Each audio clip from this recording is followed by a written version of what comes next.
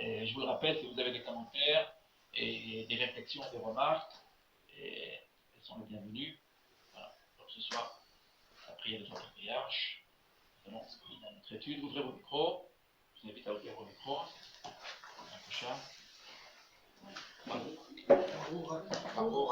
Adonai Eloheinu, Melech Haolam, Asher Kideshanu, B'mitzvotav, Vetzivanu al Divrei Torah.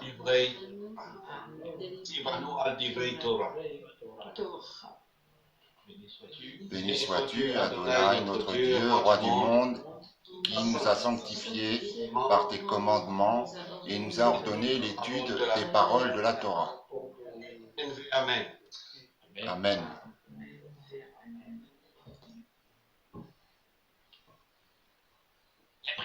Les prières d'Israël, prières journalières, j'entends. Nous comptons 3 prières par jour. 3 prières par jour. Dans l'islam, combien de prières dans l'islam? 5 prières dans l'islam. 5 prières dans l'islam. 3 prières par jour qui sont des prières longues. Pour ceux qui connaissent le Sido, oui, j'entends. Très longues.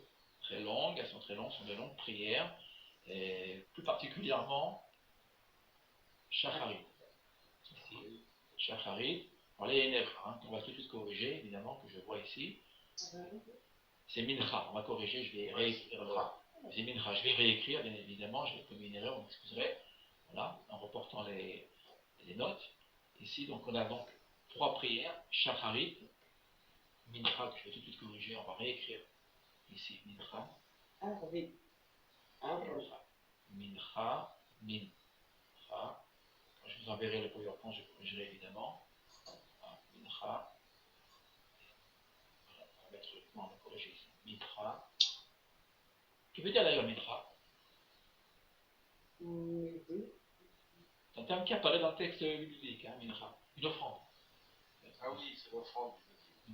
Une offrande, d'ailleurs, dans Mincha, vous remarquez, regardez la racine.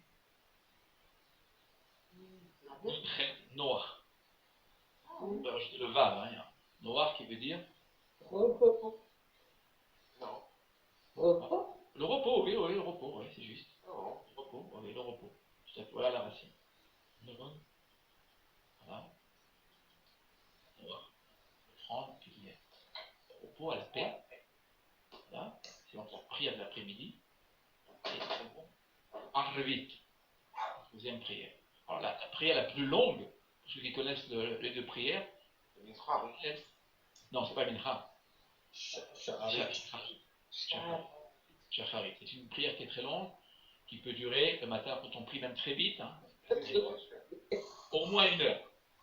3 quarts, on va dire 50 minutes, 1 heure, d'accord, quand on va très très vite. Donc il faut être habitué à la prière, bien évidemment. Quand on lit doucement, ça peut prendre 1h30, au moins 1h30. Oui. Comment? Toute la matinée. Oui, ça c'est pour Marie-Abel qui étudie aussi les livre de prière, tout à fait. Shacharit, donc 3 prières journalières. Alors, la question. À Shabbat, on commence Shacharit vers 9h et on termine vers midi et demi.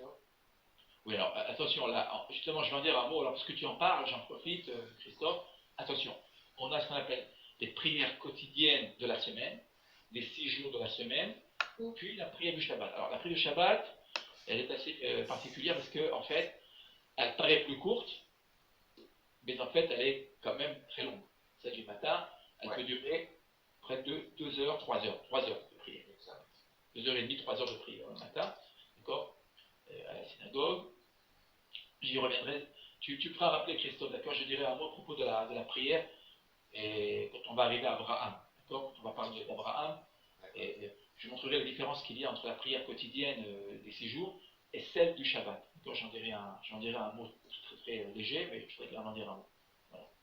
Alors, la question que nous pouvons nous poser, c'est l'origine de ces 3 prières quotidiennes. Voilà. Alors, comme vous le savez, la pratique religieuse, qui est donc liée à la liturgie, et généralement, son origine, sa source se trouve dans le texte texte biblique. Parfois de manière explicite ou de manière implicite. Voilà. Nous allons étudier ce soir. Ah, voilà, Est-ce qu'on en trouve trace dans Vayetse, avec l'histoire de Jacob? on va voir, on sait très bien. Ceux qui ont reçu des notes, très bien vu, on va justement là, tu me devances, on va commencer par le début, là justement tu sais avec nous, je vais te demander de lire ces 3 mots. Tefilot, Avot, Taknum. Tikkenom. Ah oui, Tikkenum, il y a le... Très bien, Tikkenom, on va traduire, ce sont. Entendez-vous? Oui. Oui, c'est Christophe qui a disparu, ok, on va traduire, donc ce sont les patriarches qui ont institué les prières. Voilà. Alors, et la question qu'on se pose est quelle prière dit-il? Et quand on lit le texte, a priori, vous allez le voir, quand on lit le texte, a priori, on ne se rend pas forcément compte de ce que disent nos sages. Vous voyez, le texte que je viens de vous rapporter, ces 3 mots-là, que je vous ai rapportés, sont tirés du Talmud de Babylone. Le traité Balachot. Le traité Balachot, que veut dire Balachot? Bénédiction. Absolument. C'est un traité, c'est l'un des premiers traités, lorsqu'on commence à étudier le Talmud et la tradition orale, qu'on étudie. Ce traité parle des bénédictions. Comment prier, quand prier, sur quoi prier. Vous voyez? Et donc nos sages, ils vont arriver, en lisant le texte biblique, comme on va le faire ce soir, ils vont arriver à la conclusion que les 3 prières journalières ont été instituées par les patriarches. Mais attention, vous allez le voir, a priori, quand on lit le texte, eh bien, on ne le voit pas. C'est pas visible. Mais nous, ce qu'on va faire ce soir, on va essayer de comprendre ce que disent nos sages à travers le texte lui-même. Donc on ira au-delà du texte lui-même. On essaiera ensemble.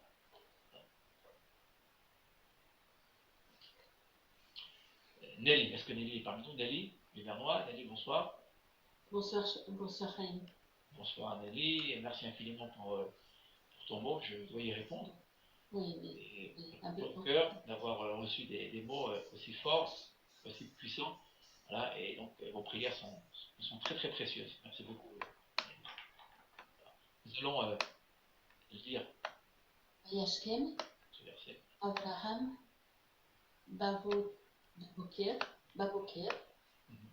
El, Amakom, Asher, Amad, Sham, Et, Penei, Adonai. Abraham se leva de bon matin pour aller au lieu où il s'était tenu en présence de l'Éternel. Jonas 19, 27. Regardez bien toutes les couleurs, il y a beaucoup de couleurs. J'aime beaucoup les couleurs, comme vous le savez, ici. D'ailleurs, vous savez que je vous invite à faire la même chose. Vous prenez un texte, et vous l'isolez. Pas forcément un, vous pouvez prendre 2-3 versets, vous les isolez, vous prenez vos feutres, vos crayons couleurs, et vous notez. Et vous gardez. Vous gardez tout cela de côté parce que cela vous aidera à progresser. C'est ce qu'on fait ce soir, ensemble. Et alors, regardez bien. Ici, comme maintenant d'abord, ici. Avant là, regardez bien. Ok. Ok. Qui veut dire Du matin. le matin. Une petite remarque à propos de ce verbe-là, Vayashkem. Shin, cap même, la racine de l'épaule. C'est l'épaule, hein. Shrem. Absolument, c'est-à-dire qu'il donnera la ville de Naplouse, hein, en français, en arabe, et en Naplouse, la ville de Shrem, en hébreu. On préfère Shrem. Voilà. Et là, vous remarquez que ce verbe-là, si vous cherchez dans une concordance, dans un dictionnaire, il veut dire se lever de bonheur. Au matin. Oui, absolument. De bonheur. Très bonheur. De très bonheur.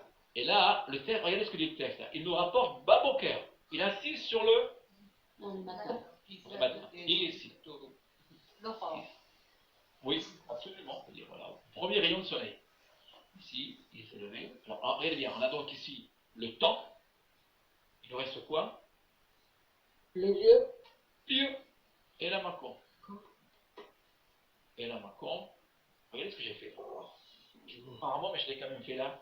J'ai isolé l'article défini. Et ha. Oui. Ha makom. C'est-à-dire quoi, ha makom?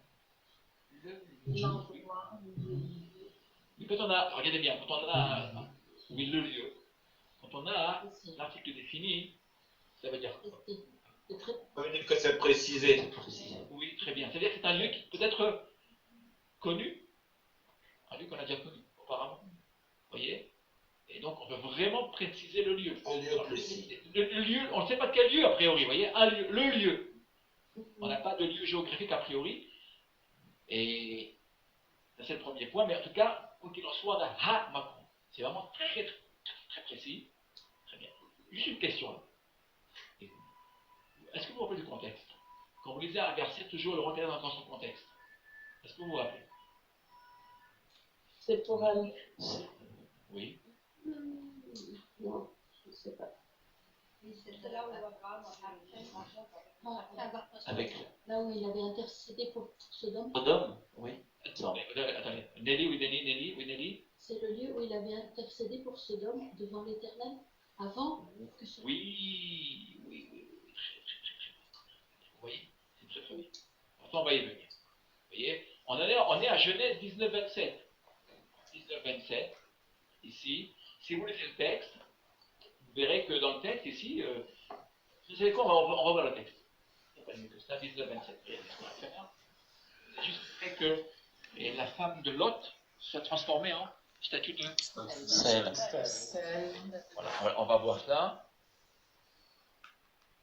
Voilà, on voit 19-7, on va regarder un texte. On ne lira pas tout évidemment, mais on ne peut pas étudier un texte, on n'a pas le contexte. Hein. Donc quand vous avez un texte, lorsque je vous envoie les versets, et je vous invite aussi à voir ce qu'il y a tout à fait autour. Ici. 19, nous avons dit 19-27. Voilà le verset que nous avons lu avec Nelly. Il y a tout à fait avant.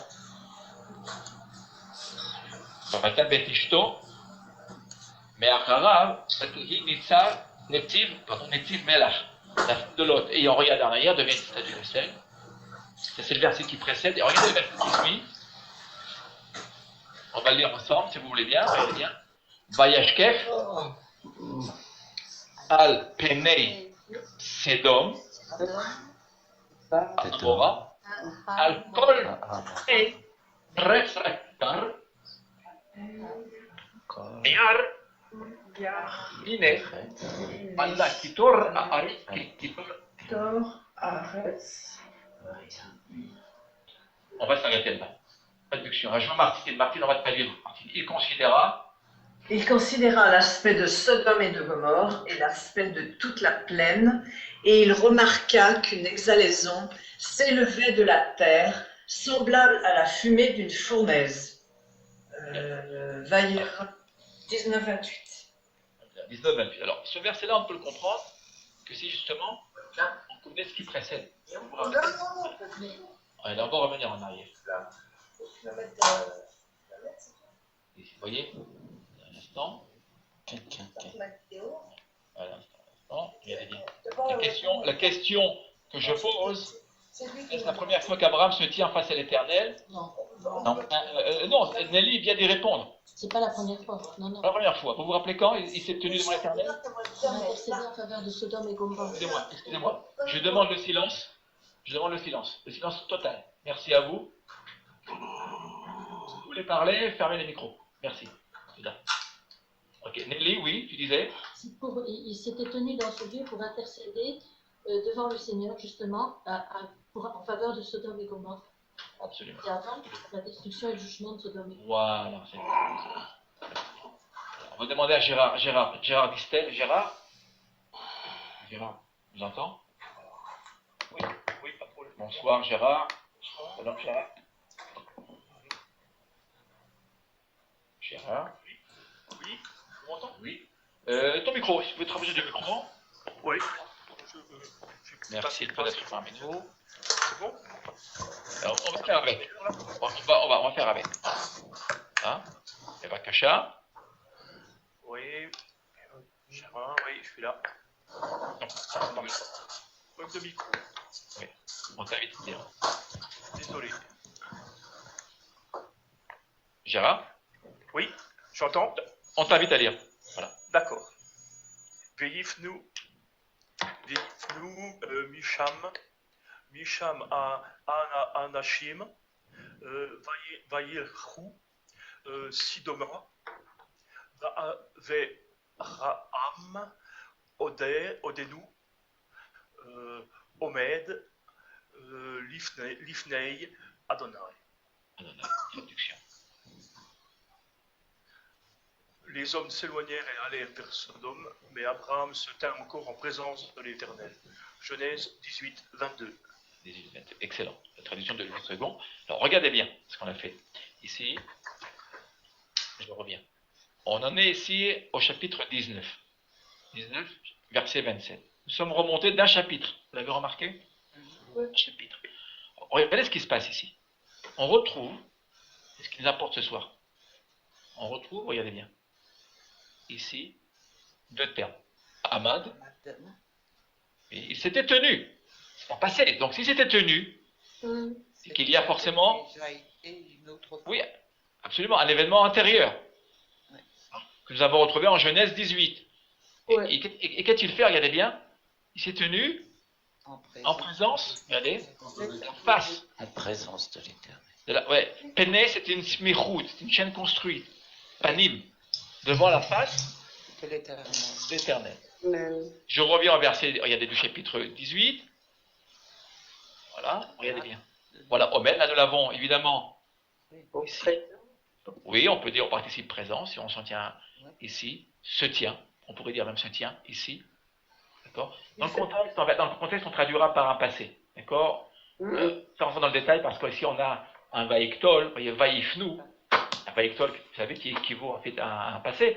Mais c'est vrai, si on a Omed, il se tenait, on pourrait traduire même ici par un imparfait. Qu'est-ce que l'imparfait veut dire? Signifie l'imparfait? Une situation passée, mais qui dure. Qui dure, très très bien. L'idée de durer. Regardez bien. Abraham, que fait Abraham ici en Genèse 18, 22? Pour comprendre, après on va revenir au 19, vous allez voir ce qu'on va découvrir. Mais en 18, 22, que fait-il? Il supplie le Seigneur d'épargner Sodome et Gomorrhe. Exactement. Ouais, absolument. Attention, il tient à ce que je voudrais quand même juste légèrement corriger ce que tu viens de dire, Nelly. Les justes. Les juges, sauvés. si. Absolument. Très souvent, très souvent, dans beaucoup d'écrits que j'ai pu lire, et même de commentaires, on dit toujours que, très souvent, qu'Abraham aurait voulu sauver Sodome et Gomorrhe. C'est pas vrai, non. Il veut sauver les justes qui s'y trouvent. Ouais. D'accord? Vous vous rappelez ce qu'il dira à l'Éternel? Il lui dira, mais tu es le juge de la terre. Toi, le juge de la terre, comment peux-tu, finalement, faire tomber le juste avec le méchant? D'accord? Ici, vous voyez? Donc, il se tient donc devant l'Éternel, devant la face de l'Éternel. Regardez bien ici. La prière. Il est en prière, en fait, ici. Ça, je veux dire qu'il est en prière. Ici, et regardez, l'ifné. Il n'y a pas d'intermédiaire. Vous remarquez? Il n'y a aucun intermédiaire. Ni ange, ni idole, ni image, ni rien, directement devant la face de l'Éternel.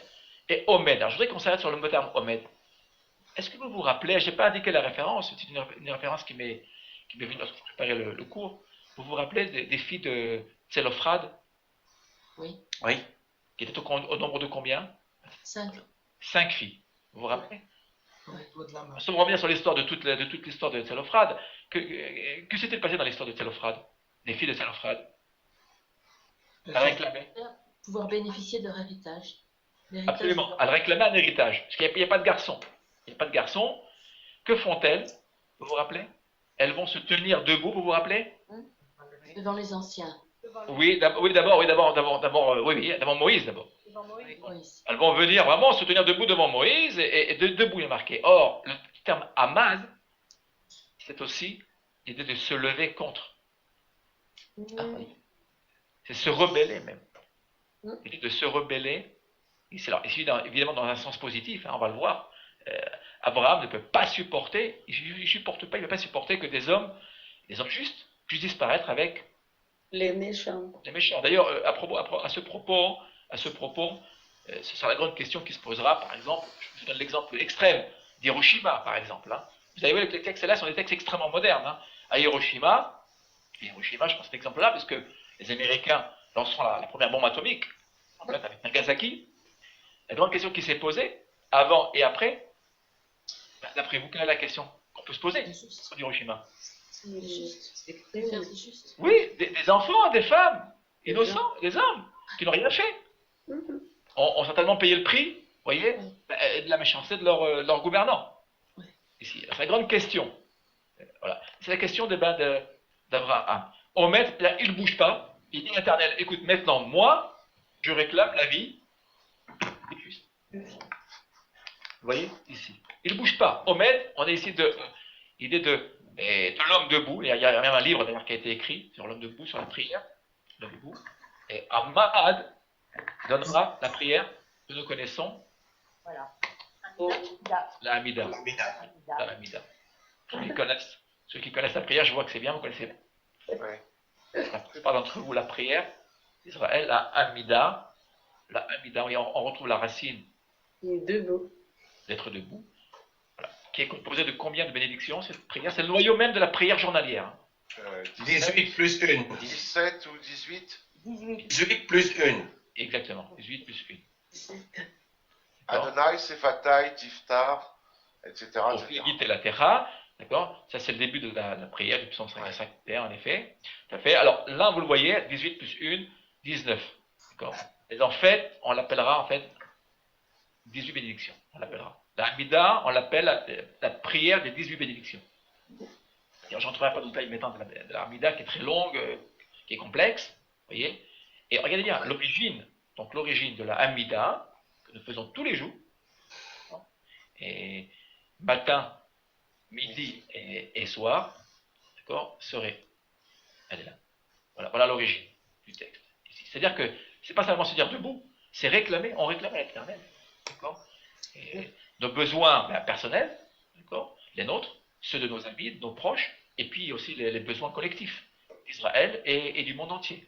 Nous prions aussi pour le monde entier, cette prière. Vous voyez, donc, rien ne va de soi, l'Éternel veut notre prière. Voilà. Et donc là, Abraham, que fait Abraham? Contrairement à Noé, vous vous rappelez Noach?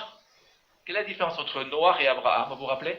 Oui, on dit que Noé n'a pas intercédé pour les gens de sa génération, justement.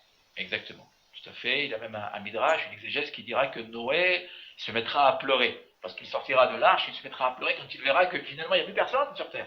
L'Éternel lui dira, d'après le message, évidemment c'est une exégèse, il lui dira, mais moi, j'attendais que tu pleures avant, pas après. Oui. Et ça, c'est Abraham. Vous voyez, Abraham, si je puis dire, il pleure, il va intercéder pour les hommes, quels qu'ils soient. Là, on ne parle pas d'hébreux, hein. On parle d'hommes, avant tout. Hein. Noach, c'est la fin d'un premier cycle, en fait. C'est juste, Christophe, un cycle. Alors, Noach, c'est l'homme qui lit, regardez bien, Noach qui veut dire repos, on a commencé hier ce soir comme ça, Noach, et c'est le repos, c'est-à-dire c'est l'homme qui est statique.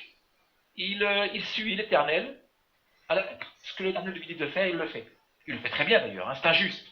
Un homme irréprochable, intègre, tout ce que l'Éternel lui dit de faire, il le fait à la lettre. Mais il semblerait que l'Éternel veuille beaucoup plus que cela. Et ça, nous allons le découvrir à travers Abraham, en fait. Abraham, qui d'ailleurs parle le ton, si je puis dire, et à Yitzhak, à Yaakov, et surtout à tous les prophètes d'Israël. Jérémie, Ézéchiel, Isaïe, qui finalement viendront défendre la cause d'Israël. Même Moïse, hein, vous vous rappelez Moïse? Oui. Moïse, il se tient devant l'Éternel, il ne bouge pas, il lui dit non, il lui dit, tu veux détruire Israël, je t'en empêche. Et il lui rappellera, vous vous rappelez ce qu'il lui rappellera, Moïse, à l'Éternel, pour défendre Israël? Il lui rappellera le mérite des patriarches. Enfin, ce soir. Il lui rappellera tout cela. Toute cette histoire, il lui dira, mais rappelle-toi, lorsque Abraham s'est tenu devant toi, tu étais prêt à l'écouter? Alors moi, Moïse, tu m'as choisi, tu m'as appelé, tu m'as fait souffrir, même, d'une certaine manière.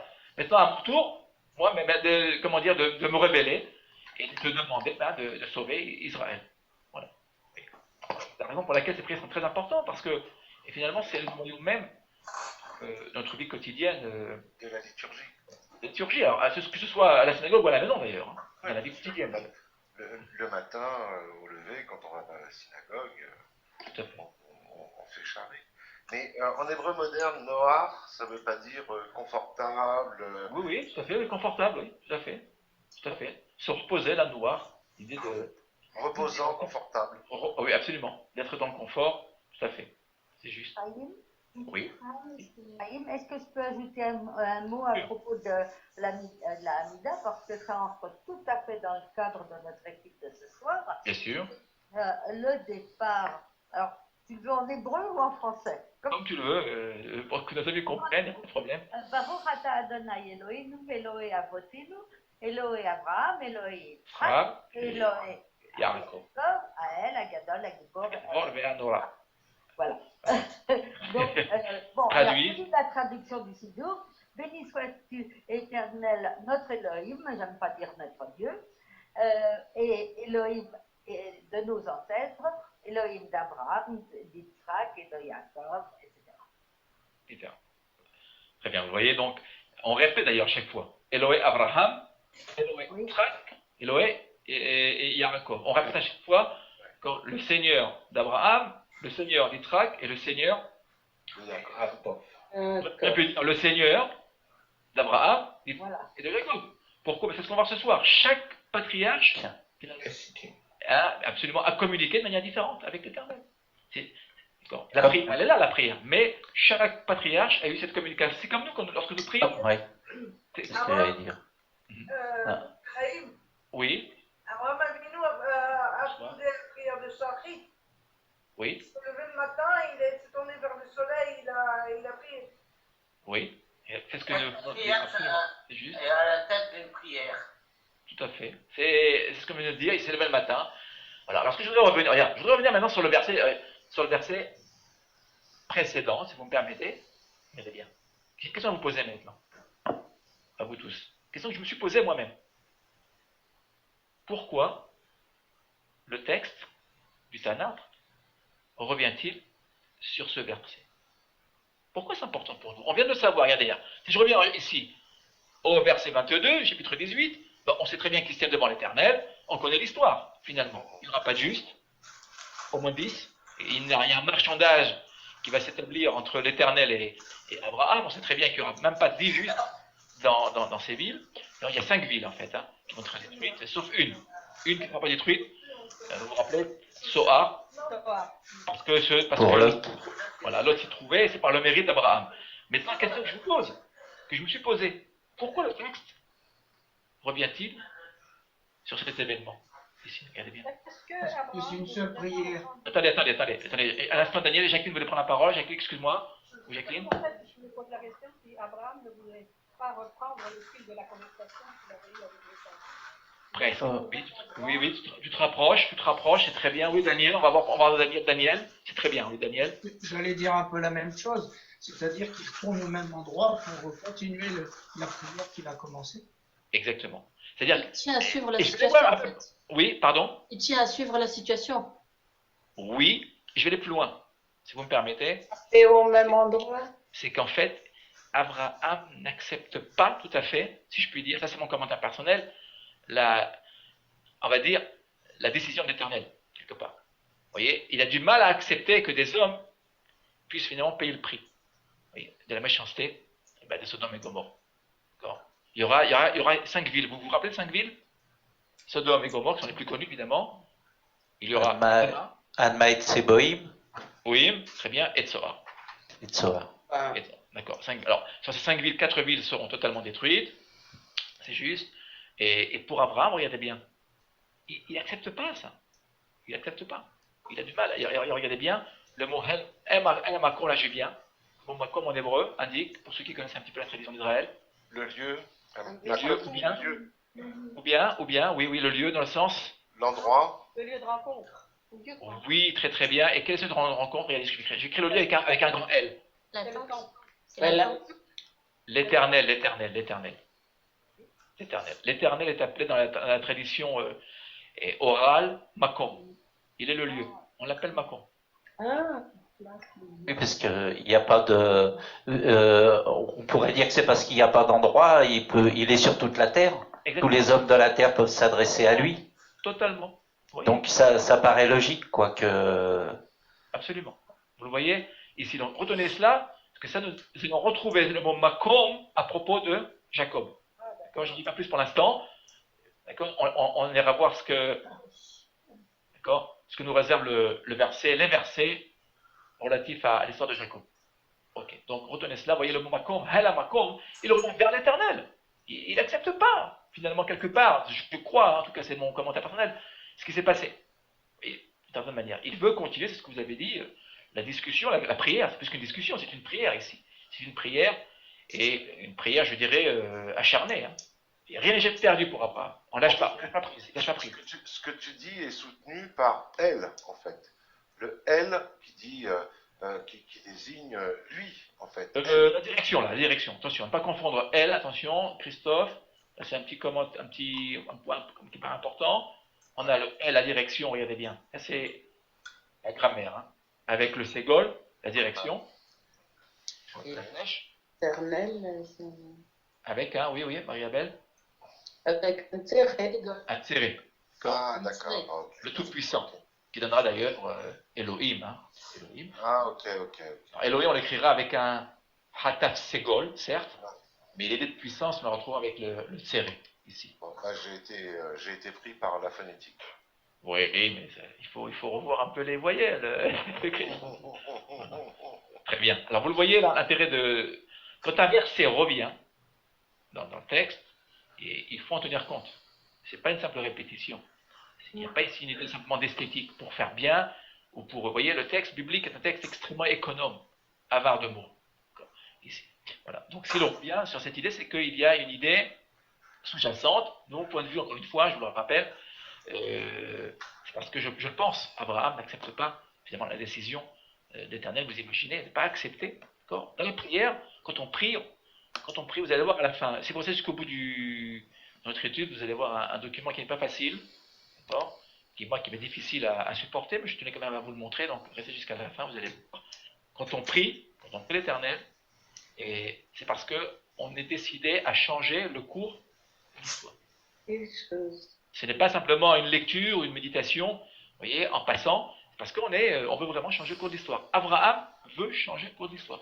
Il est même, a priori, je dirais, pour lui-même, il aurait voulu peut-être même continuer, vous voyez, même un homme, peut-être qu'il y a même un homme qu'on pourrait sauver. Voilà. Et d'ailleurs, cet homme-là, qui est-il d'une certaine manière? C'est Lot.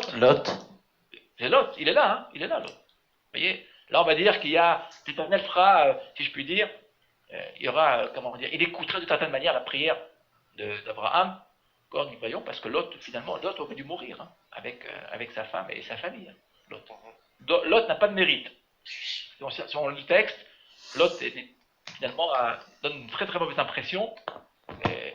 Et vous savez que le mot Lot en hébreu, le terme Lot, je vous laisse chercher dans la concordance. Comment? Un voile. Un voile, absolument. Et ce terme-là, c'est excellent. C'est excellent. C'est un verbe. Si vous cherchez, ça c'est le nom. Si vous cherchez le nom de Lot, Lout, dans vos concordances, vous verrez que ce verbe-là est lié à la sorcellerie. D'accord? Ni plus ni moins. C'est pratiquer la sorcellerie. D'accord? Le voile, l'écran, je vous rappelle le vaudor, hein? Masecha, c'est un écran. Un écran, d'accord? Lot fait écran. Vous voyez son nom. Il est lié aussi à l'idée d'obscurité. Lot, c'est le voile, c'est la nuit. Regardez, Abraham, c'est le contraire, Abraham. Abraham, lui, il est lié au matin, à la lumière. Est-ce que c'est pas aussi une idée de s'isoler pour justement vraiment aller être seul dans cette solitude, être encore plus profondément dans son intérieur et apte à livrer sa pensée. Tu parles d'Abraham. De manière forte, oui. Je parle d'Abraham.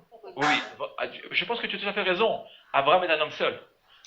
Il renouvelle ici. C'est l'homme du renouveau. D'ailleurs, on l'appellera le nouvel Adam. comme l'homme nouveau. Adam est Hadash. Il va reprendre, en fait, finalement, il va essayer de réparer tout ce qui a été finalement détruit auparavant. Ça a commencé, vous vous rappelez, avec Adam, Caïn, etc., etc. D'accord? Et Abraham, on peut le dire, est un homme extrêmement seul, puisque finalement, c'est un pionnier. Il ouvre la voie. C'est pour ça qu'on l'appelle les patriarches. Oui. Attendez. En fait, si je ne me trompe, Lot, parce que c'était la famille d'Abraham, et Laban aussi. Donc, et Laban, c'est aussi la magie blanche. Et... Aussi, on peut aussi. Justement, dans la famille d'Abraham, vous voyez, il y avait quand même, c'est juste, comment dire, des proches assez difficiles à supporter, c'est juste, on l'a vu, hein, Laban, vous vous rappelez Laban, hein, qui va voler à plusieurs reprises, en fait, Jacob. Voilà. Il ne lui paiera pas ce qu'il devra lui payer. Vous vous rappelez, Jacob a travaillé gratuitement finalement pour ça. Vous vous rappelez? C'est juste. Bon, pourquoi est-ce qu'on appelait, pourquoi est-ce que s'il pratiquait la magie et la sorcellerie, pourquoi il est appelé juste Lot? C'est à cause des mérites d'Abraham, justement, parce qu'il est de la famille d'Abraham. Je ne me rappelle pas qu'on l'ait appelé juste. Juste Lot. Ah oui. Non, c'est juste parce que c'est son neveu. Il faut comprendre une chose. Grâce à Abraham, en fait, Abraham, il amène la bénédiction autour de lui. En fait. Vous savez qu'il y a même des personnes qui ne le méritent pas, qui n'ont pas de mérite, mais qui sont sauvées ou qui bénéficient de la lumière de leurs proches, qui sont bien. Abraham est un homme extrêmement puissant, un homme du chesed, du don. Il donne, même à ceux qui ne le méritent pas a priori. Enfin, voilà. Et Lot était un de ces personnages finalement. Et c'est pas vraiment injuste, hein, Lot, hein, il est considéré comme juste à ma connaissance dans le texte. Hein. Haïm, oui. On pourrait dire aussi que malgré tout, si on regarde, moi je parle dans le texte en français, Lot, à la différence de tous les habitants de Sodome qui eux se réunissent pour, il a gardé quand même, l'enseignement d'Abraham, l'hospitalité. Cette hospitalité, quand les anges arrivent, il est prêt à les accueillir, contrairement à tous ceux qui l'entourent, qui eux sont... Oui, mais je mettrais un bémol quand même, un bémol, d'accord. Alors là, on ne va pas refaire tout le cours sur l'hospitalité d'Abraham et de Lot, mais c'est un cours que j'ai déjà donné à plusieurs reprises. Il y a quand même un bémol à donner à propos de l'hospitalité de Lot. Là, qui n'a à peu près rien à voir avec celle Non. Il faudrait comparer. Donc l'autre, quand même, on va dire, c'est une pâle copie. C'est une pâle copie d'Abraham, d'accord. Mais en fait, tout son mérite nous provient d'Abraham. Exactement. Voilà. Et c'est un personnage qui n'est pas très très sympathique dans le texte, comme le reconnaître. Que mérite, on va dire quand même, parce qu'il y a quand même de la famille on va dire, d'Abraham. Il n'a rien à voir avec Abraham sur le plan spirituel. Non. Ok. Raïm, petite question. Oui. En fait, à quel moment on voit que Lot il faisait de la sorcellerie au final? Dans le texte, ce n'est pas dit. Ce n'est pas dit dans le texte.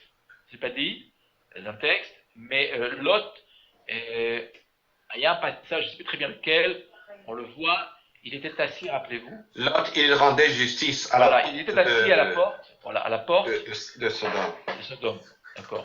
C'est-à-dire que à l'entrée de Sodome, vous savez que les juges, dans la tradition d'Israël, dans la Bible, ils étaient où, les juges?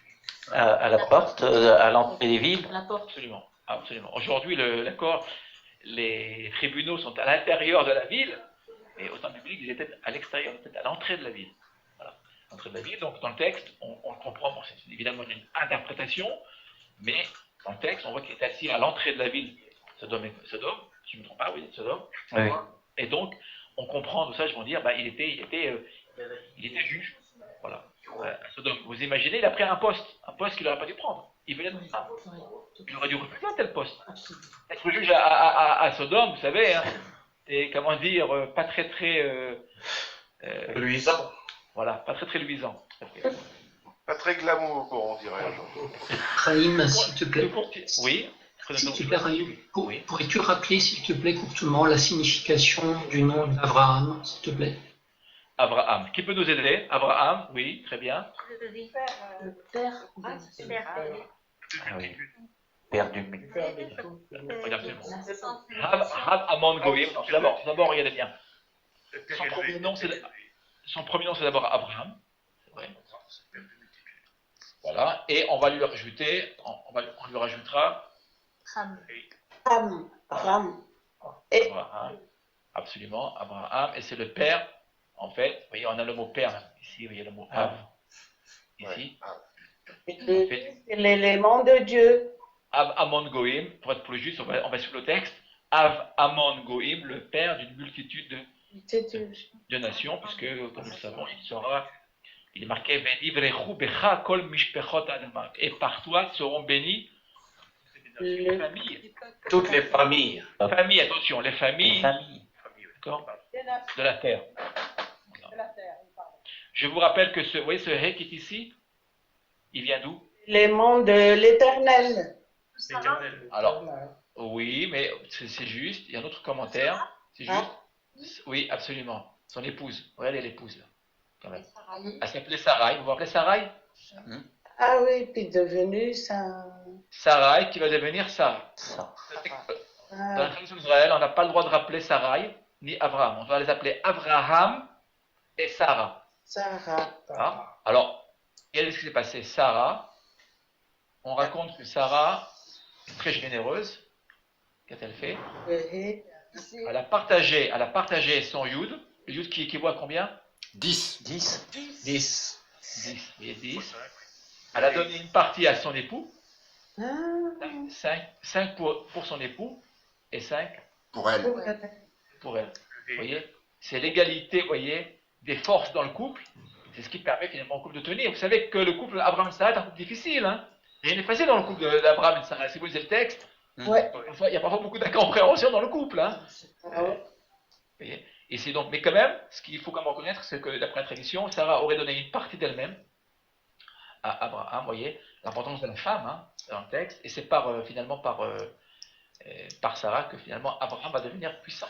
Voilà. Abraham, c'est l'homme vraiment qui va monter d'un grade hein, sur le plan spirituel. C'est ce et là qui est évidemment une des lettres de l'Éternel. Voilà. Okay.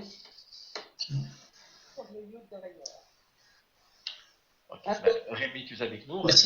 Merci bien. Moi, je te donne la parole. Tu es avec nous là. On a déjà grandi l'image. Je dirais qu'on est plein d'écran. Je préfère, j'aime bien. Voilà. J'espère que vous voyez tous l'image. Donc, Vaïtse,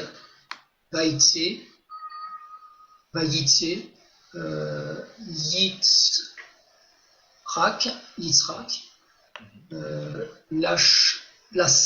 Lassour,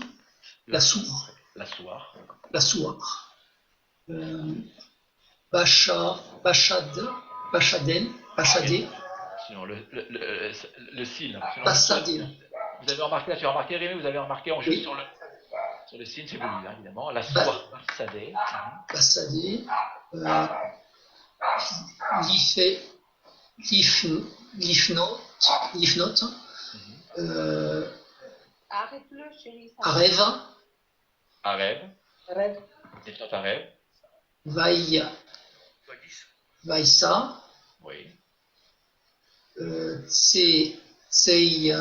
Tseinaïv.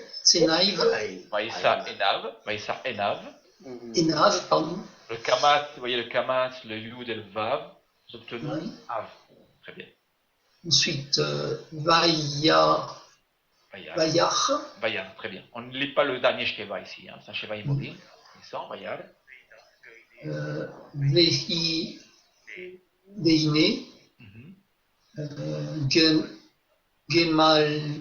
Gemalim, Vaim. Parfait, on va traduire. Élisa qui était sorti pour méditer dans les champs à l'approche du soir. Il leva les yeux et regarda, et voici des chameaux arrivés. Genèse 24, verset 63. Bien, très bien. Alors, après la prière d'Abraham, nous allons vous montrer la prière d'Yitzhak, son fils. Alors là, je ne sais pas si vous lisez le texte, si vous l'avez déjà lu. On a ici une grande question, on se pose une grande question pour de l'asseoir. Qui pourrait intervenir? Qui connaît le texte en hébreu? Qui aurait fait la recherche? Généralement, on a aussi notre traduction possible. L'asseoir. Moi, j'ai préféré celle-ci. C'est celle qui me, personnellement, je vous l'avoue, que je préfère. Un verbe qui n'existe pas. Non. Non. Si un verbe qui n'existe pas, introspecter. Lequel? Introspecter. Il s'est replié sur lui-même. Il y a toute l'introspection. Ok, je ne pensais pas a priori. Okay. La prière, puisque c'est on éliminera. Oui, non, mais Ephraim, d'accord, prier c'est méditer, d'accord, dans le sens de méditer, d'accord. Mais je viens de vous poser une question. J'aimerais qu'on y réponde, si vous le voulez bien. Hein. Il y a une autre traduction possible. Promener, se promener. Promener, merci Yvan. C'est juste promener. C'est très très bien. Si vous prenez un bon dictionnaire, une concordance, vous verrez que l'asseoir veut dire aussi se promener. Voilà, se promener. Et d'ailleurs, regardez bien, il y a même un jeu de mots là. Hein. Avant de traduire, regardez bien. Vous voyez on a ici le sin qu'on retrouve dans Sadé. Ici. Vous voyez le het, la souar, le het. C'est une gutturale, nous la retrouvons dans Sadé. Et le mot, alors le mot souar, le verbe souar qui veut dire se promener, est lié à un autre mot en hébreu, le mot siar. Qui veut dire siar? Comment? Non. Chien. C'est un buisson. En hébreu moderne, se promener, c'est l'étayel. L'étayel, bien sûr. Là, absolument, c'est juste. Maintenant, on fait des hébreux bibliques. Hébreu biblique, Christophe, l'asseoir veut dire aussi se promener. Absolument. Et ça fait. Et là, vous voyez bien, il y a un jeu de mots là. Il y a un jeu de mots intéressant. Vous voyez. Il serait rendu où? Regardez bien, il serait rendu où? Dans les buissons, ici. Il serait promené dans la nature, dans les champs, dans les buissons. C'est le premier point. Et puis l'autre point qu'on peut rajouter, un point complémentaire, si on revient ici à l'idée de méditer, de prière, il serait allé où? Il serait allé prier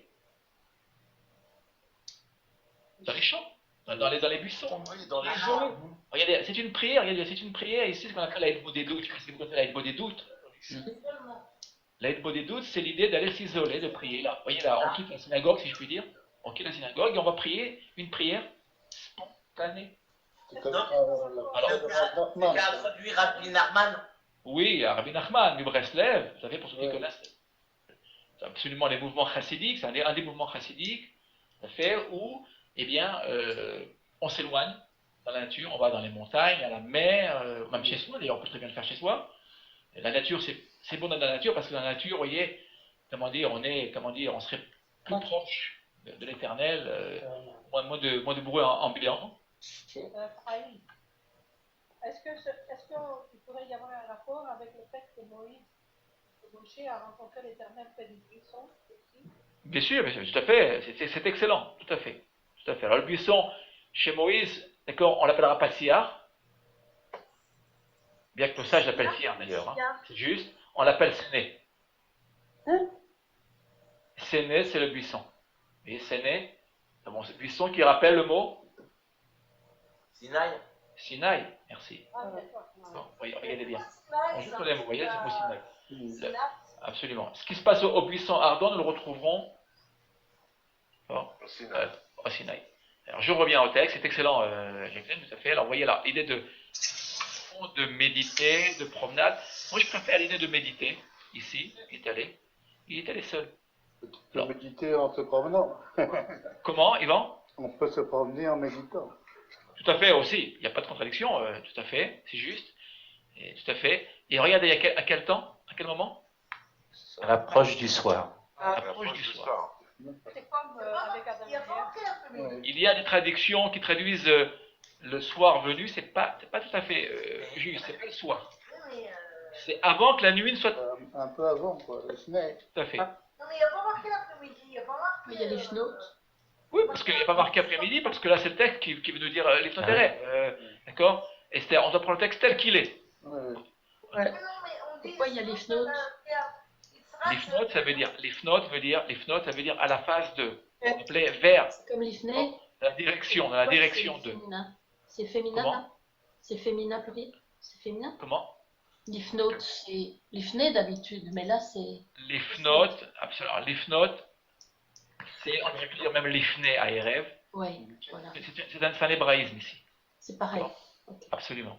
Tout à fait. L'ifnot, c'est un verbe, hein, ici. Hein. Ah, c'est un verbe, l'ifnot. L'ifnot en hébreu moderne veut dire tourner. Ou ratsa, si tu veux dire il veut tourner à droite, ou rotse l'ifnot, mina. L'ifnot, c'est tourner. Voilà. Là, on va le comprendre dans le sens de approche, à la face du soir. Le soir n'est pas encore tombé, le soleil n'est pas encore totalement couché. Et donc, vous voyez, c'est là que la prière, nos sages s'appuieront sur ce texte-là, hein, pour dire, regardez, là, nous ne sommes plus le matin, comme pour... On est le soir, donc c'est... Chez Abraham, maintenant on est l'après-midi. On est le soir? C'est tout l'après-midi, c'est même vers le soir. C'est vers le soir. C'est donc les sages qui disent que la prière du soir est instituée ici, en fait. Pas du soir, attention, l'après-midi. L'après-midi, juste avant le coucher de soleil. Alors là, regardez bien ce qui se passe. C'est pas un rite. Absolument. Là, vous devez tenir compte du mot l'ifnot. Attention. Hein. Attendez. Sinon, on ne va pas s'entendre. Vous devez tenir compte du mot l'ifnot. Si on a le mot l'ifnot, bah, c'est la prière du soir. Ce qui n'est pas inscrit dans le texte ici. Attention. Bevakasha, Haïm. Bevakasha, Martin, oui. Comme tu as parlé, en même temps que tu disais le sens de tourner, je pensais à la course du soleil. Comme c'est comme quand on va se promener et on suit également. Si, c'est très bien. Mais j'y pensais pas. J'y pensais quand tu l'as dit, hein, c'est tout. Tout à fait, j'y pensais pas a priori, mais on peut très bien me le proposer aussi. Tout à fait, il y a l'idée du mouvement aussi, c'est juste. Ici. Tout à fait. Alors, vous le voyez là, l'idée de la soie. Alors, comment pouvons-nous dire que ce terme-là, la soie, veut dire méditer? Alors, je vous propose ce verset. Je ne connais pas. Un instant. Ici. Je vous en prie. Oui, c'est désagréable.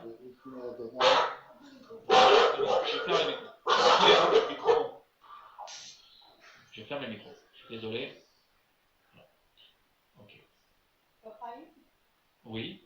Je voulais te demander, en fait, on voit dans la Genèse aussi que l'Éternel va chercher Adam et Ève dans le jardin, à la tombée du soir aussi. Excellent.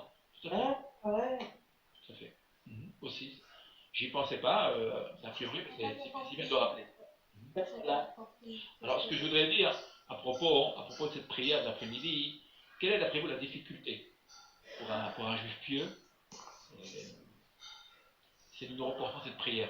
De travailler. Oui, et oui, c'est très bien. Regardez bien, je reviens au texte. Regardez bien. Ici, regardez. Vous voyez ce qui se passe? Yitzhak, vous vous rappelez quel est son métier, Yitzhak? Comment? Agriculteur, Daniel, oui, c'est juste. Vous imaginez l'agriculteur? L'agriculteur, il a beaucoup de travail ici. Il va pouvoir mettre un arrêt limite à son travail pour aller prier. Là, je n'entrerai pas dans le détail de la prière. Si vous vous rappelez, on en avait déjà parlé, d'accord? Sans rentrer dans le détail, quelle est la prière ici? Je ne m'arrête pas maintenant sur le sens de la prière, sur le contenu de la prière. Mais sur le moment de la prière. Il travaille dans les champs. Ici, il pourrait très bien rentrer chez lui fatigué et se reposer. Alors, vous voyez, là, c'est vers le soir, c'est-à-dire qu'il arrête son travail. Absolument. C'est magnifique. Hein? Oui, c'est magnifique, mais là, attention, Michel, là, il n'y a pas de romantisme, hein. Attention. Il est très dur, il est entouré d'ennemis. C'est vrai, mais là, dans le texte, si on se rapporte au texte, il travaille très dur, il est fatigué, il a une famille, aussi il faut qu'il rentre chez lui. Et puis, il pourrait très bien rentrer chez lui et puis aller se reposer. C'est pas ce qu'il est fait. Un instant. Je voudrais juste finir mon raisonnement. Hein, excuse-moi. Et là, au lieu de rentrer chez lui et d'aller se reposer, que fait-il? Il va prier l'Éternel. Oui. Et c'est là qu'il verra évidemment arriver Rebecca. Oui. Vous vouliez prendre la parole? Il y a un truc, elle va donner à boire d'abord à Yitzhak, et ensuite elle va donner à boire au chameau. Ah non. Non, c'est avec Eliezer. Après, quand on a fait On continue. Juste, est-ce que Oui, quand on a Michel. fait l'étude sur Isaac et Rivka, on a parlé aussi qu'il se recueillait, c'était une sorte de recueillement. Il voulait perdre sa mère et il voulait s'isoler à la... Un instant. Je vous demande, excuse-moi, Ephraim, Esther, je vous en prie. D'accord? Vous pouvez prendre la parole, il n'y a pas de problème. Je vous demande simplement, c'est si votre chien aboie de fermer le micro. Voilà, merci. Ok, excuse-moi Michel. Oui, donc à l'époque, quand on a fait l'étude, c'était comme une sorte de recueillement parce qu'il venait de perdre sa mère et il allait se recueillir en fait. Enfin, c'était un recueillement sur quelque chose d'intérieur, quelque chose de l'émotion, de fort en fait. À part. La souar, en effet, la souar, c'est méditer. Je regarde cette traduction, c'est prier en sens de méditer. Il y a ici même de silence intérieur et d'intériorisation de la prière. Ici, la souar. Comment nous le savons? Je vais demander à Yvan. Yvan, un instant, tu es avec nous, on va remonter au texte. Yvan, je vais lire le texte. Bonsoir. Yvan. Est-ce qu'Yvan est avec nous? Non. Yvan n'est pas avec nous. On va demander à Annick. Annick Balmas. Bonsoir Annick. Bonsoir. Bonsoir, merci d'être parmi nous. Annick. On va lire le texte. C'est pour comprendre, on va essayer de comprendre le verbe, la source. Bien méditer. תפילה לעני יעקב ולפני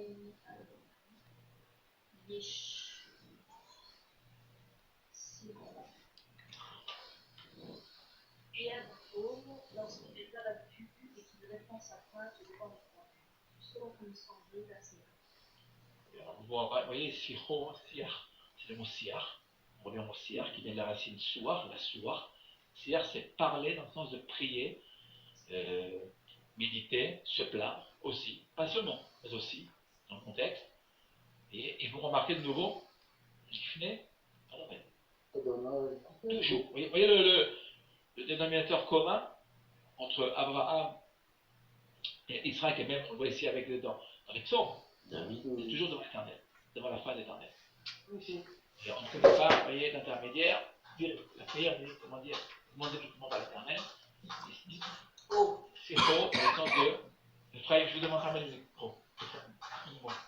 Vous m'obligez de fermer tous les micros, ce qui est dommage.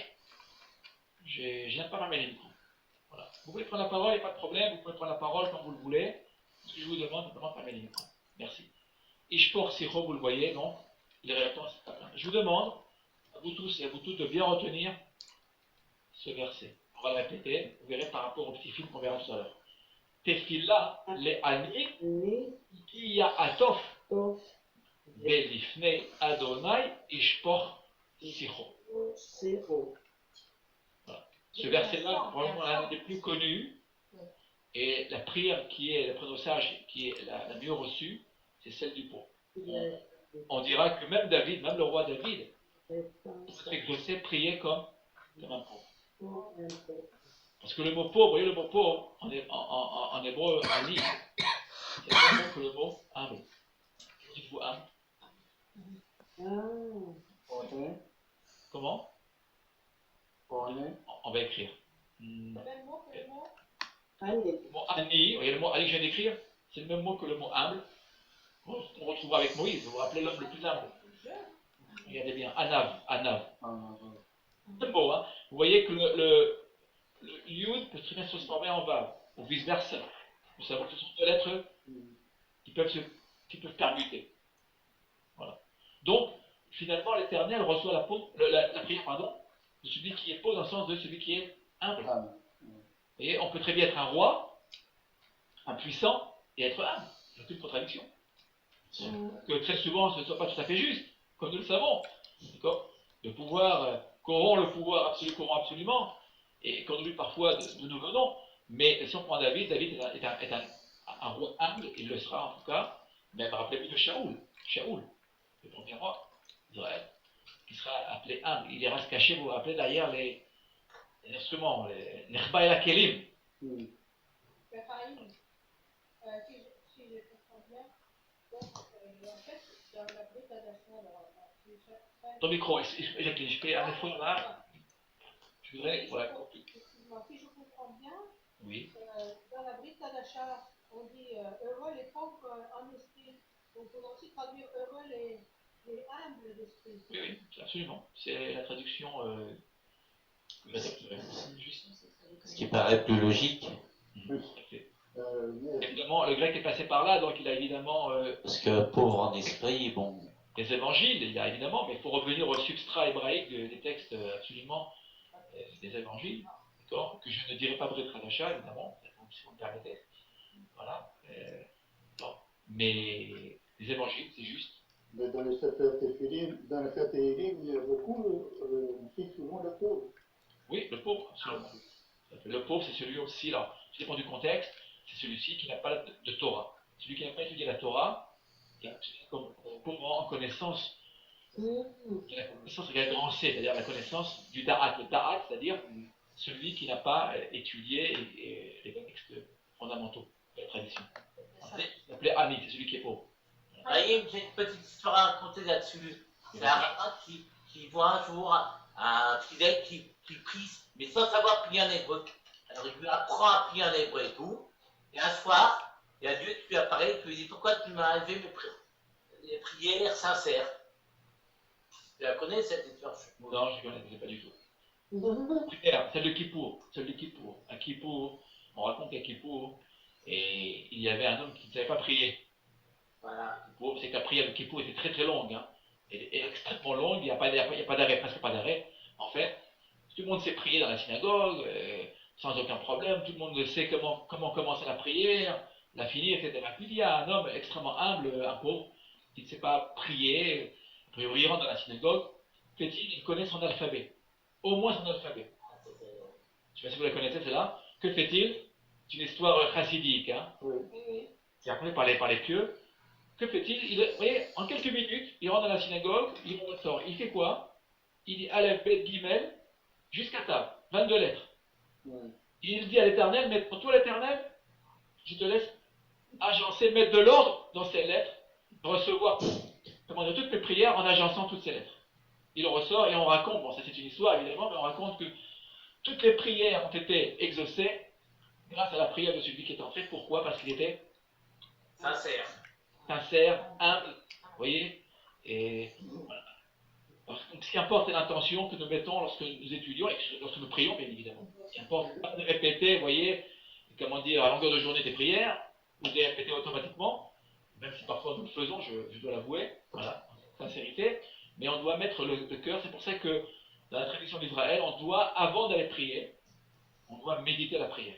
On doit étudier les textes de la prière, même de la paracha d'ailleurs. Tout se tient. Vous voyez ce soir, ce que nous faisons finalement. Nous méditons sur la prière. Pour que lorsqu'à la prière, lorsque nous viendrons à la synagogue, nous soyons capables de comprendre ce que nous disons. Est-ce que c'est pour ça que dans le milieu de la Mida, il y a un passage qui commence par Modi Manar Nudar, où vraiment on s'incline et que c'est pour rappeler que la prière est importante et qu'elle n'est pas inopportune et vraiment essentielle. Oui, pas seulement dans le modim, hein, toute la prière en fait, Christophe. Oui, mais justement, on peut se laisser aller à réciter la Mida par cœur. Absolument, la Mida, on la fait tous par cœur. Hein, on ne plus par cœur. Justement, mais attention, nos sages, nos rabbins nous disent vous ne devez pas prier. Je parle de la synagogue, attention, je parle de la prière liturgique à la synagogue. Hein. Vous ne devez pas prier sans le sidour. Vous devez avoir le sidour, le livre de prière sous les yeux. Pourquoi? Parce que comme ce soir, lorsqu'on lit le texte, et d'abord on voit les lettres et on comprend ce que nous lisons. Lorsque nous lisons très rapidement une prière, très rapidement, quel est le risque? Bah, c'est finalement de répéter une prière de manière... Une récitation. Oui, tout à fait. Donc on doit prendre le sidour, et quand on lit, je sais qu'on parfois on lit très très vite. En Israël, c'est que la prière va très très vite. La majorité des communautés, en France, moins vite. Ça va beaucoup moins vite en France. Voilà. Ça c'est vrai, il faut le reconnaître. Mais le danger, il est là. Le danger, c'est que nous prions parfois très très vite, trop vite. On ne comprend pas, mais parfois, vous savez, il arrive parfois, on se dit, est-ce que j'ai bien vu tel ou tel passage? Et puis, Haïm, en même temps, la prière, il faut aussi que chaque fois que tu pries, ce soit comme si c'était la première fois. Ça, c'est idéal. Ça, c'est l'idéal. Ce qui fait qu'à chaque fois, c'est une nouvelle prière, c'est quelque chose de nouveau. Tout à fait. C'est la raison pour laquelle il y a, je conseille, c'est ce que on avait dit à moi, Nani, c'est une année là, je conseille donc évidemment de prier la prière synagogale, c'est-à-dire la prière liturgique, mais aussi de se retirer chez soi, d'aller dans la forêt, dans le désert, d'aller où vous voulez, vous retirer, en fait, et de prier avec vos propres paroles, en fait, de manière spontanée. J'y crois très fort. Moi, on me l'a enseigné, quand j'étais tout gosse, en fait, tout enfant, vous voyez, et après, évidemment, il faut développer, c'est un travail. Mais pourquoi? Parce que lorsqu'on prie de manière, je vais dire, automatique à la synagogue, même parfois dans les temples ou dans les églises, dans les temples, quel est le problème? C'est que finalement on répète parfois la même chose, et on est mené parfois, même, ou bien par le rabbin ou par le pasteur, et non, il faut savoir se libérer, il faut savoir parfois aller, dans le désert, dans un lieu, on va dire, neutre, beaucoup plus neutre, et puis prier vos paroles, votre cœur, s'épancher. C'est ce qu'il dit là, regardez bien là. Vous voyez, l'ishpor, là, vous voyez l'ishpor? L'ishpor, shafar en hébreu veut dire verser. On verserait un liquide. C'est la même chose. On doit, quand on va prier, et ayez l'image du liquide que vous versez. Vous voyez? Donc, épancher son cœur. Vous devez donner tout ce que vous avez dans le cœur. C'est difficile parce que parfois, on est gêné même parfois. Je ne sais pas si vous avez subi si vous avez vécu cette impression, parfois on a du mal à briser cette gangue, vous voyez, qui nous empêche de nous rapprocher du Créateur, et qu'il faut savoir, parler, pleurer, même parfois pleurer, s'ouvrir. Moi, je me sens le mieux pour faire ça. Attendez. Oui, Christophe? Moi, où je me sens le mieux pour faire ça, au moment de la prière, dans la Hamida, c'est l'appel des Kohanim. Les Kohanim, oui. Chacun il a, évidemment, c'est un moment très impressionnant. Là, je me sens vraiment en connexion, quoi. Tout à fait. J'adresse mes prières.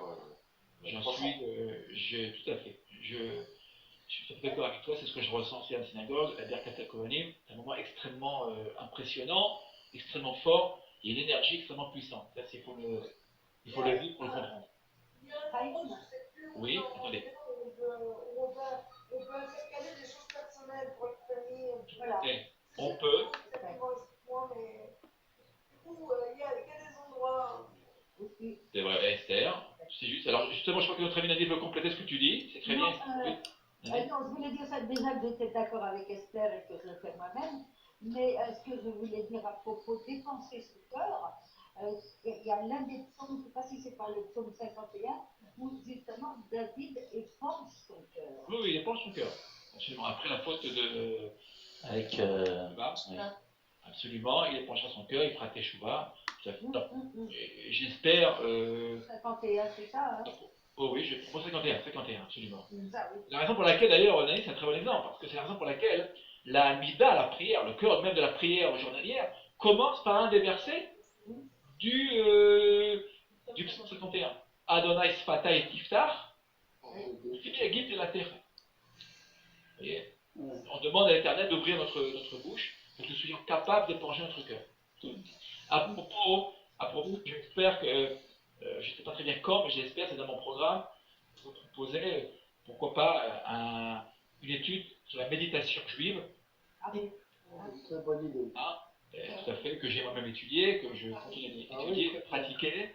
La prière spontanée. Vous voyez là, on Là, on étudie, vous voyez, n'oubliez pas que les patriarches, quand ils prient, il n'y a pas de synagogue. Quand ils prient de manière spontanée.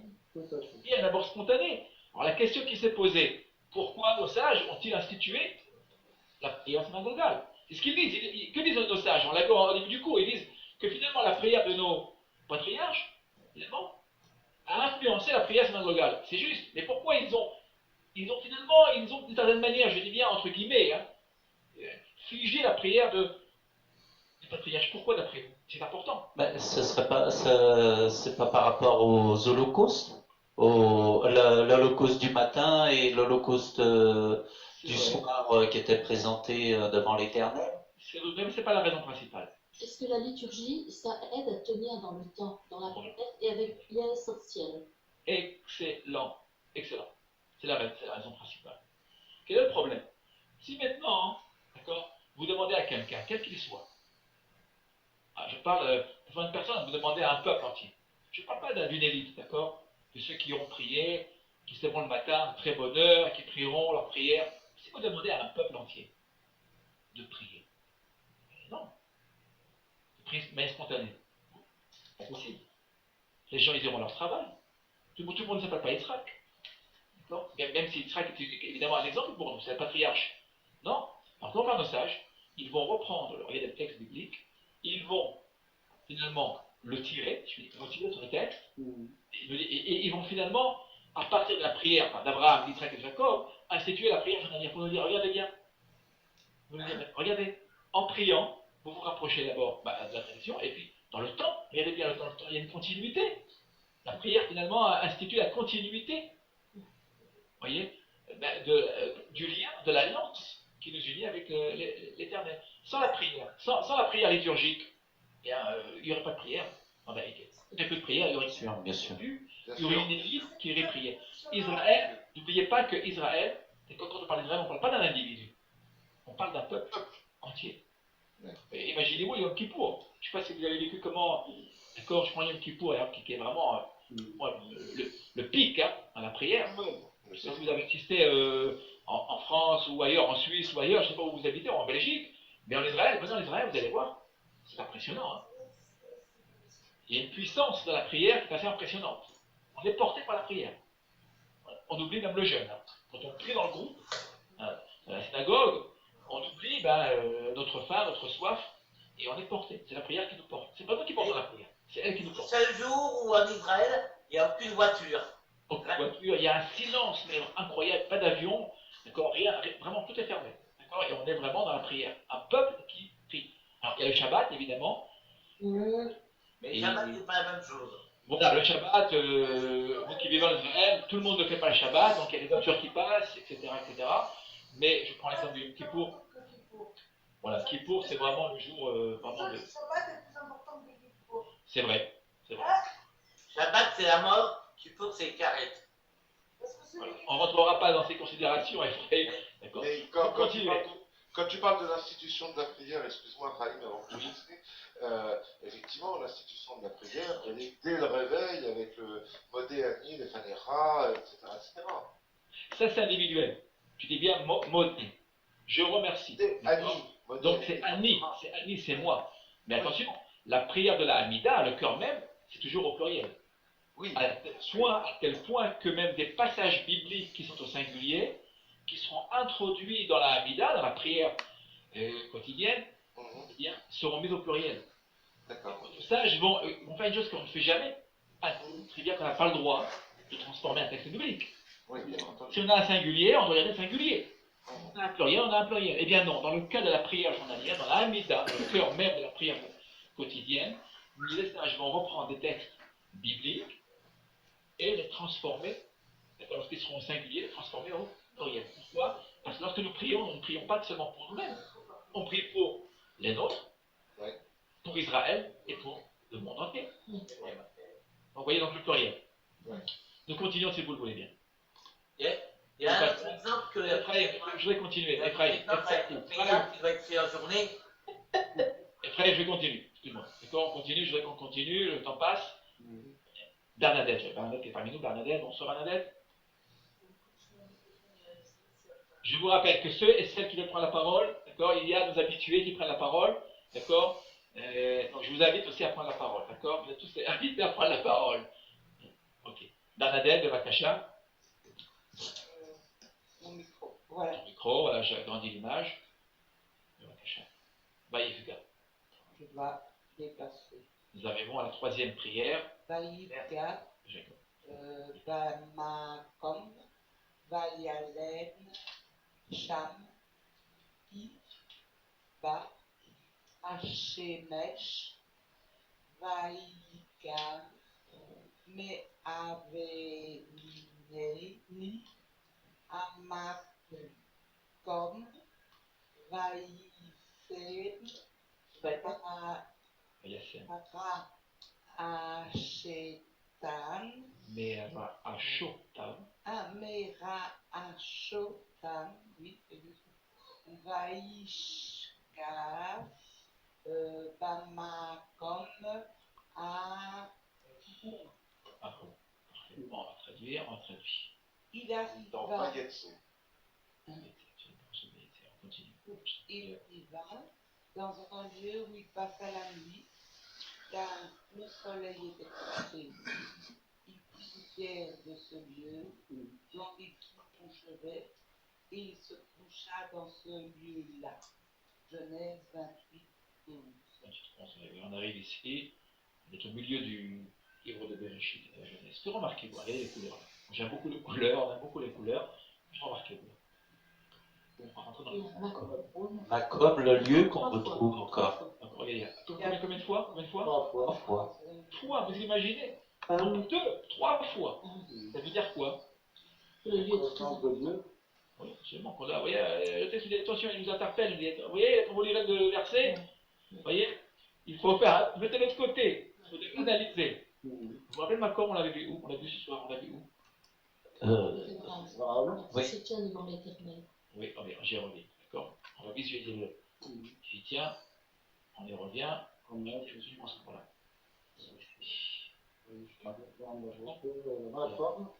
Bien, Makom. Le lieu par préférence, qu'avons-nous dit sur ce terme?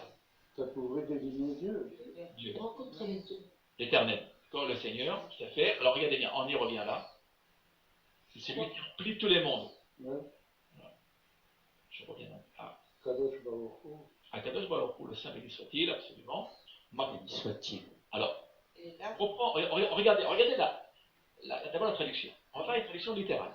Littérale, que vous aurez généralement dans toutes vos Bibles, dans tout vos Tanakh. Il arriva dans un lieu. D'accord? Il passa la nuit. Très bien. Alors, vous voyez, paga en hébreu, paga, dit Goa, veut dire atteindre. Atteindre. Si vous prenez votre dictionnaire, vous verrez que ça veut dire atteindre, mais de manière subite. Et Aïm. Oui, Daniel. Bamakom, il y a un article qui est caché, non? Bien sûr, tout à fait.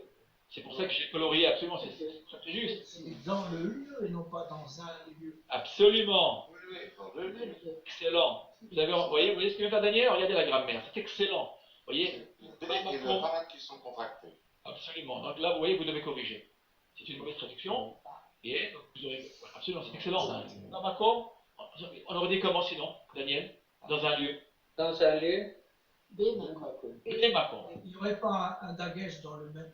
D'abord, il n'y aurait pas de dagesh fort dans le même, qui suit, d'une part. Et d'autre part, on aurait sous le plet, on aurait un schéma mobile. Bémacom. D'accord? C'est excellent. D'accord? Donc là, on a ici donc un patard, suivi d'un point fort, ça veut dire qu'il y a un hé, évidemment, qui est présent, qu'on ne voit pas. Pour ça que j'ai colorié là. Vous avez très bien remarqué le Bamakom en rouge, c'est 3 là, qui se rejoignent. C'est-à-dire qu'on a défini le lieu. Donc, encore une fois, ça confirme notre raisonnement, c'est-à-dire que ce lieu serait l'éternel. Alors, regardez bien, je reviens à la racine. Non, mais elle le prend et puis je le reprends. Aïm. Oui, attendez, je reviens à mon raisonnement si vous me permettez. Oui. Alors, avec votre permission, merci. Voilà. Ok. Vous aurez votre parole. Je voudrais que voilà, qu'on puisse communiquer l'un après l'autre. Voilà. Paga veut dire donc arriver, atteindre. Bon. accéder à un lieu, mais voyez, regardez bien, de manière. Un effet de surprise. Ici. Très bien. Il a un autre sens. Regardez bien, j'ai posé une question là. Où est la prière? On parle de prière ce soir. Bon. Ce verset-là, en fait, va aussi inspirer les sages d'Israël. Donc finalement, nous dire, ben, regardez bien, la prière du soir, regardez bien, elle est liée à. Elle est liée, oui, à quoi? Mais on va. Attends, c'est juste, regardez bien, la prière du soir, Ba Shemesh. Vous voyez, Ba Shemesh, je l'ai fait coucher. Là, le soleil est venu, littéralement. Alors, attention, pas de contresens. Parce que le soleil vient, ça ne veut pas dire qu'il se lève, ça veut dire qu'il se couche, d'accord? C'est un hébraïsme, fait. Et c'est juste. Donc là, c'est le soir. Ici. Où trouver la prière? Regardez bien. Moi, quand je lis le texte, on a ici un déplacement géographique. Vous vous rappelez l'histoire ici par Rachel Vayetse? Quel est le contexte ici? C'est là qu'il va y avoir les chefs de Jacques.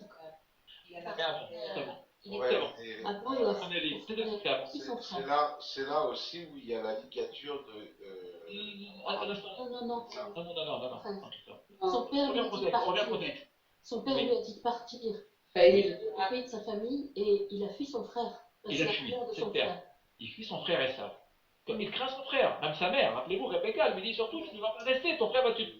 Elle veut préserver ses deux fils. Elle ne veut pas que ses deux fils. Donc elle dit à son fils, où tu dois fuir, tu dois partir. Donc, que fait-il? Il quitte. Il quitte la terre de Canaan. Il y reviendra, bien évidemment. Alors regardez bien, ici, donc où est la prière? Alors, là, un commentaire de nos sages. Rachi. Ça c'est la richesse. Sans aller chez Rachi, on va texte avec le texte. Ici, regardez bien.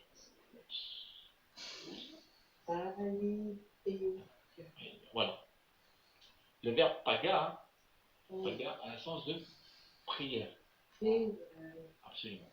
Tout à fait. Je vais demander à, je vois Annie parmi nous. Bonsoir comme Annie. Bonsoir.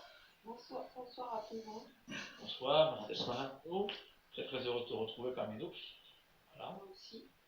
Merci, alors on va lire le texte, j'ai grand texte. Le texte grand écran, voilà. C'est sur mieux. Mais attends. Alors, Be'ata al tit parallèle. Quelque chose qui se Be'ad a am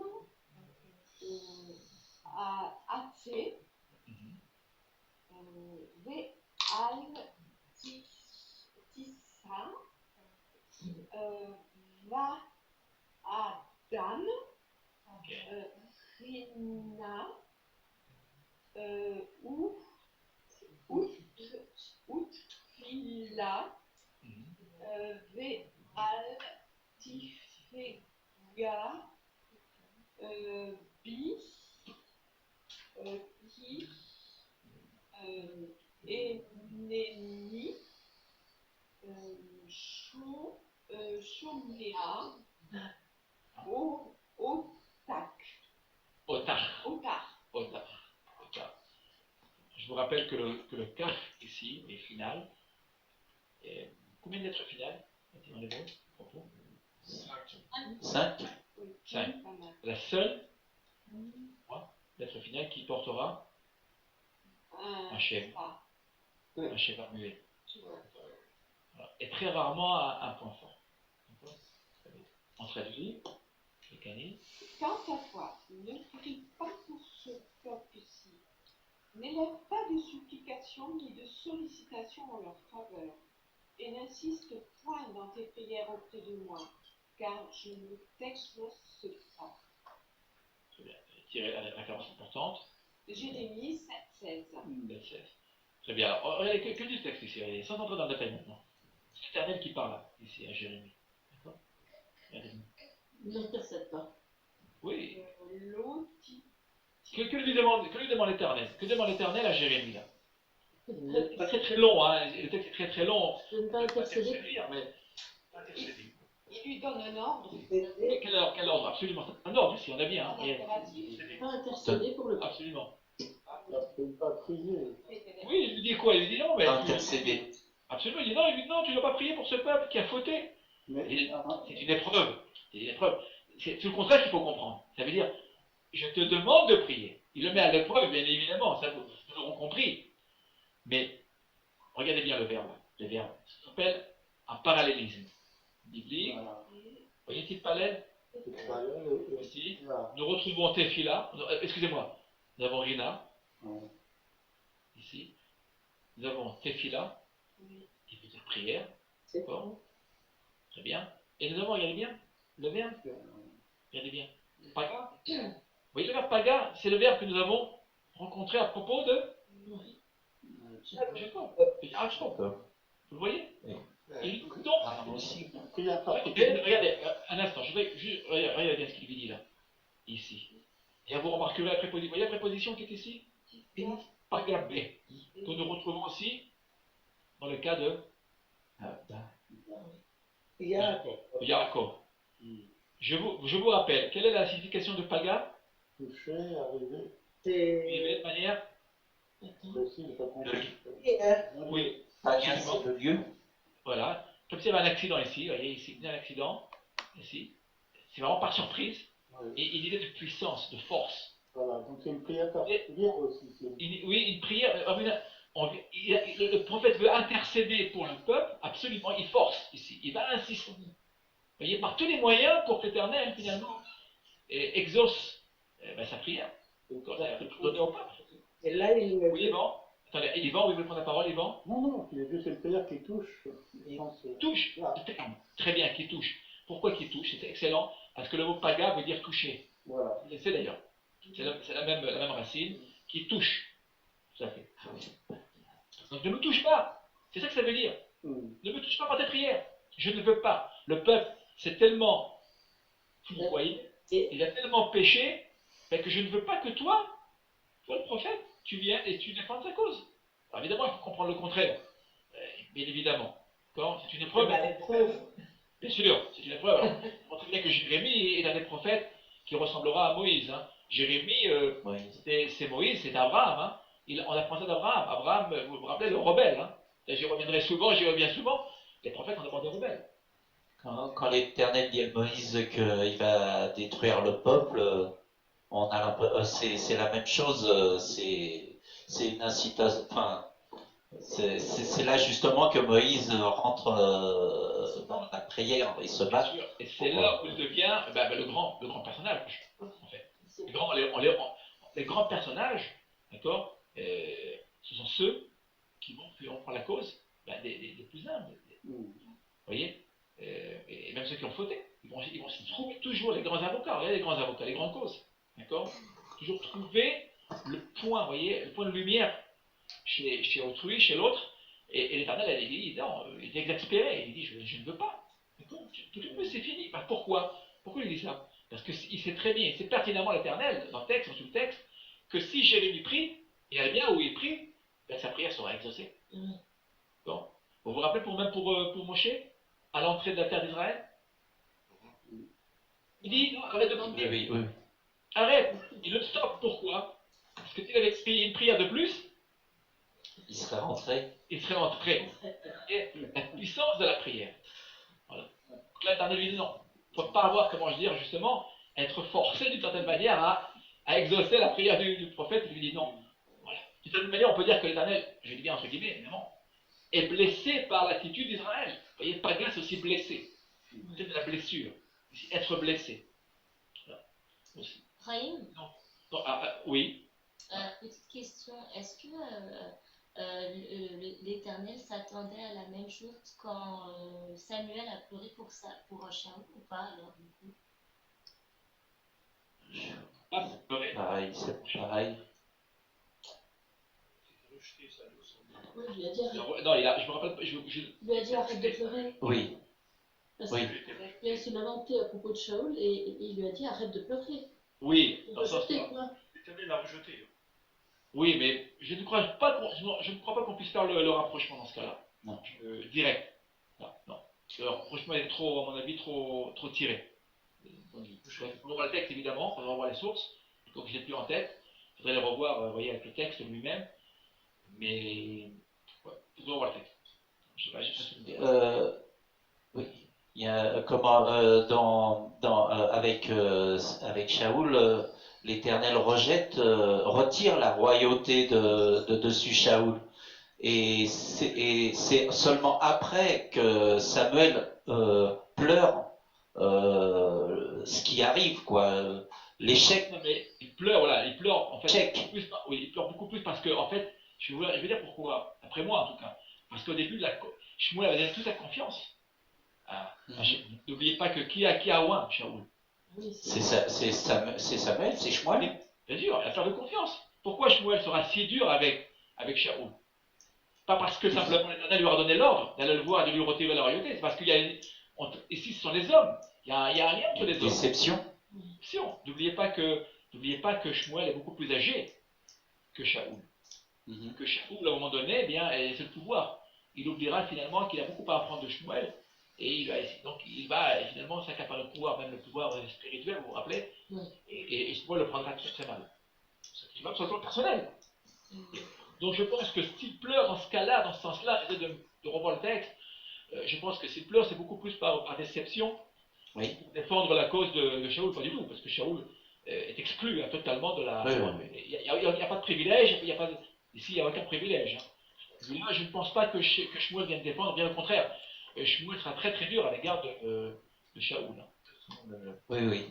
Très très dur. Dans le texte, un texte extrêmement dur, parce que Shmuel parlera à Shaoul en des termes extrêmement difficiles. Donc je ne crois pas qu'on puisse faire le rapprochement après. Et puis que par la suite, on voit bien que Shmuel se sépare définitivement, on va dire, de Shaoul. Il prend ses distances, même il se méfie. Quand il descend voir le roi David, il se méfie. C'est juste, il est blessé, il est extrêmement blessé par l'attitude de Shaoul, en qui il avait une totale confiance. Voilà. Très bien. Vous voyez, quand vous étudiez un texte, je voudrais revenir au texte, si vous voulez bien, quand vous étudiez un texte, toujours regardez les racines avec un dictionnaire ou une concordance. D'accord? Pourquoi? Vous voyez, le texte est extrêmement cher. Alors, regardez bien ce qu'on va faire maintenant. Petit exercice. Voilà. Mais Haïm. Oui, d'accord. D'accord? Merci. Regardez bien la question. Où est la prière là? Dans le texte. Quand je lis le texte, moi en français, il arriva dans un lieu, il y passa la nuit. Où est la prière? Il n'y voit rien, on ne voit pas la prière. Non. Dans Arriva. Oui, mais regardez bien, reprenez le verbe, la paga là. On va reprendre le sens de prière, regardez bien là. On va changer le verbe arriver, qui veut dire atteindre, c'est juste, ce qui n'est pas faux d'ailleurs, ici. On va changer le sens du verbe paga en sens de prière, comme nous l'avons vu dans le livre de Jérémie. On aurait d'autres références,